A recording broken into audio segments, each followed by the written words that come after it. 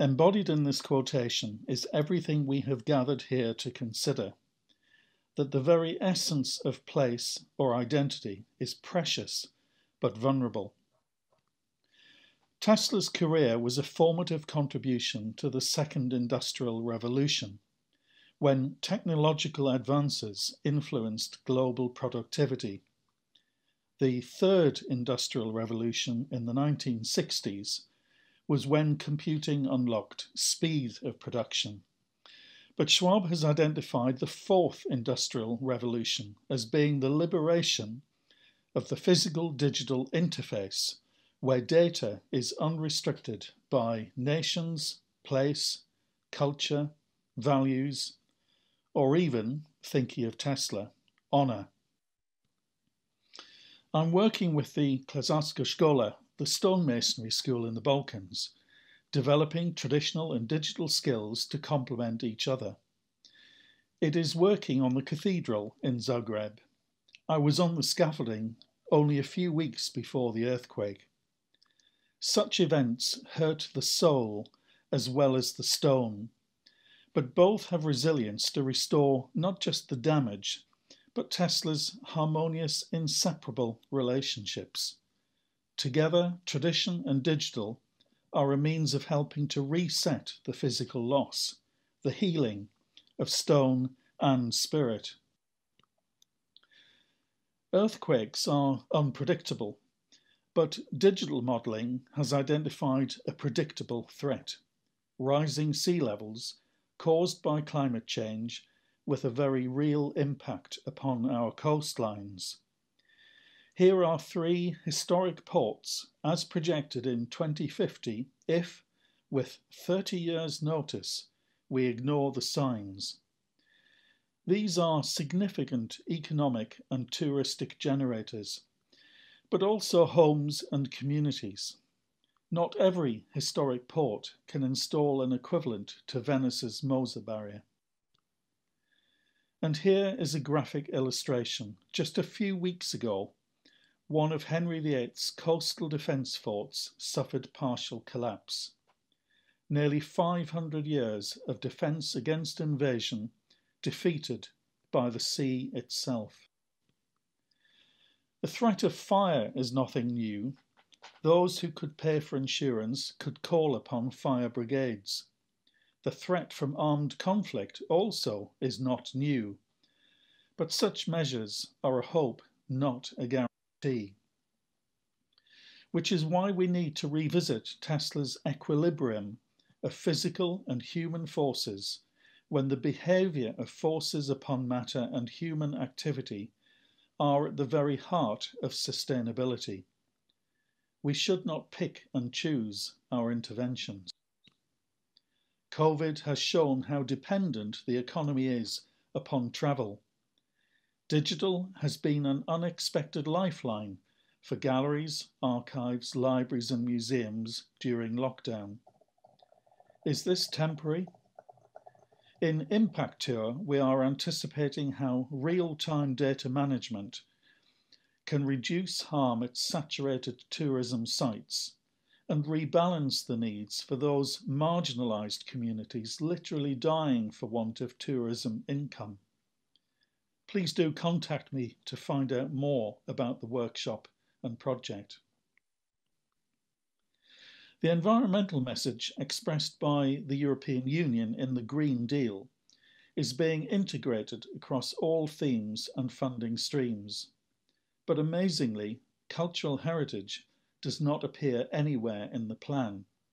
So, Europa Nostra has been leading production of a powerful green paper launched next Monday to embed it in every aspect of the Green Deal, the renovation wave, and, as of last week, the new European Bauhaus, of which Europa Nostra is honoured to be invited as a founding member. Europa Nostra's partnership with the European Investment Bank, the Climate Bank, through its institute, has been a remarkable success in aligning cultural heritage expertise with business acumen, focused on sites of European significance and exceptional risk. Each year we select 7 sites and dispatch missions to offer relevant help, brokering between conflicting interests, a fresh independent perspective, and sometimes seed funding to undertake feasibility appraisals or urgent works. It's proven to be a popular and successful formula, but such offers are not always welcome. 2 of the 2020 7 most endangered have been lost for very different reasons. The National Theatre of Albania was demolished at 4 in the morning one Sunday by the government. Y Block in Oslo, Norway, was demolished not because it was beyond repair, but because it was the site of a terrorism atrocity and had become, for the Prime Minister, a stigma. Its Picasso murals, created in situ, will be redeployed. Please watch our news in April for the announcement of this year's 7 most endangered. This is one work in progress story I'm involved with. Built in 1981, 1,400 metres above sea level, on the mountain site of a symbolic battle for independence, it was a convention centre for the Bulgarian Socialist Party, but used only until 1989. Some may question if this is heritage, but every chapter in a nation's history is part of its story. Here you see the tessera of the mosaic telling the story of Bulgaria, the skill of the hand in conservation, and below the skill of digital, recording, guiding. The question here is, what is the nature of the risk? Is it nature itself, or impracticability of reuse, or mindsets? The answer is still unfolding, achieved through reconciliation of all these factors. Again, Tesla's advocacy for balance in all things. This re-evaluation of what is cultural heritage and the risks to it have led Europa Nostra to review its terms of reference, extending the spectrum to consider born digital as a form of cultural heritage.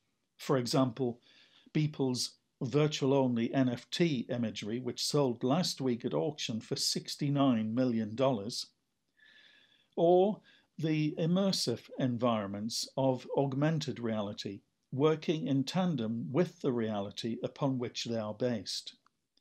Sometimes we all need to ask if our mindsets are part of the problem, a risk to cultural heritage, rather than part of the solution.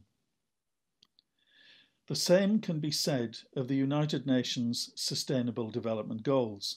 Most of us consider these are worthy aims, but how many of us have undertaken metric assessments of our organisation's activities against all relevant SDGs and integrated that into commitments? Too often, the cultural heritage sector is on the margins of preemptive climate action, so that is how the public see us. And if you think that something as global as SDGs cannot possibly be embodied in a single project, this is one of Cultura's.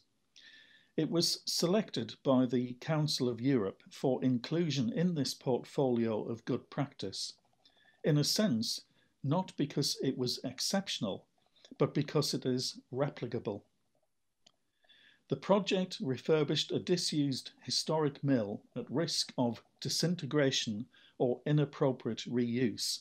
It had consent to be stripped and converted to housing. We have brought back into use the 150-year-old millstones to grind grain into flour, complement natural water power with hydroelectricity, open an artisan bakery, create employment with volunteering and training, and a community shares issue so that it is embedded in the local circular economy. We also have this watermill, which, for nearly 250 years, has tracked the succession of industrial revolutions, though perhaps the miller may have chosen to ignore computers in 1969. It demonstrates that cultural heritage can be resilient, transforming threats, economic, social, or environmental, into sustainable assets. We all know how people can look at cultural heritage without seeing it, a threat in itself which we often overlook. Therefore, Cultura is planning how we can develop capacity in the sector to share with other NGOs to ensure a healthy balance between technical capability and meaningful content. To do so, first, we must immerse ourselves in the subject. I've just completed an intensive course in 3D digitisation with the Nature project, enabling me to appreciate the physical and perceptual barriers when working with inexperienced groups. For example, volunteers using photogrammetry of objects or buildings.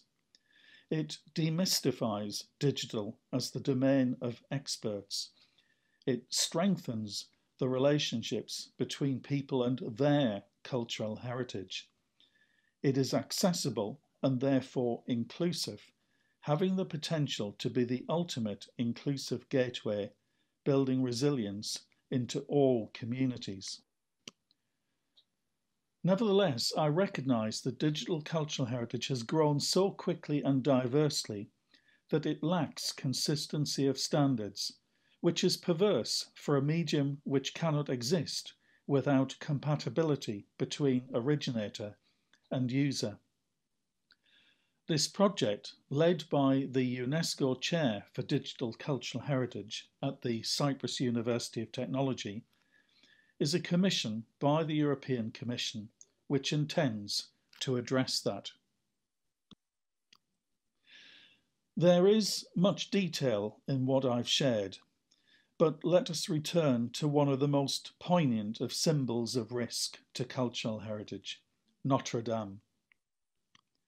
Let us remember as we work through our disaster plans, risk assessments and other procedures that we must not lose sight of that sense of humanity which Tesla exhorted us to hold dear. As the flesh fell and hearts with it, see what took flight through the flames. This is the extraordinary, some would say truly miraculous, survival of the cockerel, within which are contained saintly relics. Let us remember then that faith in what is possible is the fuel we need to overcome adversity, whether earthquake, rising sea levels, demolition at night, intransigent forces or mindsets. How much do you want to see cultural heritage survive? Because risk management begins with us. Thank you.